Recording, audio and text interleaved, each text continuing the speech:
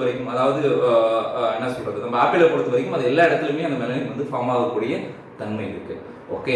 ஓகேவா? ஸோ இப்போ இந்த கெமிக்கல் ரியாக்ஷன் தான், அதாவது இந்த என்சைம்ஸ் இருக்கிறதால தான் வந்து இந்த ஆப்பிள் வந்து இந்த பாலிஃபினால் ஆக்சிடைஸ் அப்படின்ற ஒரு என்சைம்ஸ் வந்து ஆக்சிடைஸ் ஆகிற அந்த ஒரு ப்ராசஸால தான் வந்து உங்களுக்கு ஆப்பிள் வந்து ப்ரௌனாக இருக்கு. ஓகே, ஸோ இது ஏன் வந்து ப்ரௌனாக மாறணும் அப்படின்றத ஒரு சின்ன ஒரு கொஸ்டின் உங்களுக்கு வரலாம். ஃபார் எக்ஸாம்பிள் இப்போ வந்து பார்த்தீங்க அப்படின்னா, இப்போ நம்மளுக்கே வந்து பார்த்தீங்கன்னா லைட்டாக எங்கேயோ ஒரு இடத்துல அடிபட்டுருச்சு. ஸோ அடிப்படும் போது என்ன ஆகும் அப்படின்னா, நம்மளுக்கு பாடியில் இருக்கிற நம்மளோட இம்யூன் சிஸ்டம் என்ன பண்ணோம்னா, அந்த அடிப்பட்ட இடத்துல வந்து ஏதாவது ஒரு லேயர் உள்ளேருந்து எதுவுமே வந்து ப்ரொடெக்ட் வெளியிலேருந்து உள்ள பாடிக்குள்ள எதுவும் வராமல் இருக்கிறதுக்காக ஒரு லேயர் மாதிரி சின்னதாக இன்டர்னலாகவே ஃபார்ம் ஆகும். நம்மளுக்கு ஒரு சிலருக்கு தெரியாது. ஸோ ஃபார்ம் ஆகும். அதே மாதிரி தான் ஆப்பிளுக்குள்ளேயும் வந்து பார்த்தீங்க அப்படின்னா அந்த செல்ஸ் எல்லாமே உயிரோடு இருக்கும். ஸோ இப்போ உங்களுக்கு சின்ன டவுட் வரும், ஆப்பிளில் செல்ஸ் உயிரோட இருக்குமா? ஏன்னா நம்ம வந்து அந்த மரத்துலேருந்து எடுத்துகிட்டு வந்துட்டோமே, மரத்தில் இருக்கிற வரைக்கும் தானே உயிரோட இருக்கும் அப்படின்னு நீங்கள் நினைப்பீங்க. அப்படி கிடையாது.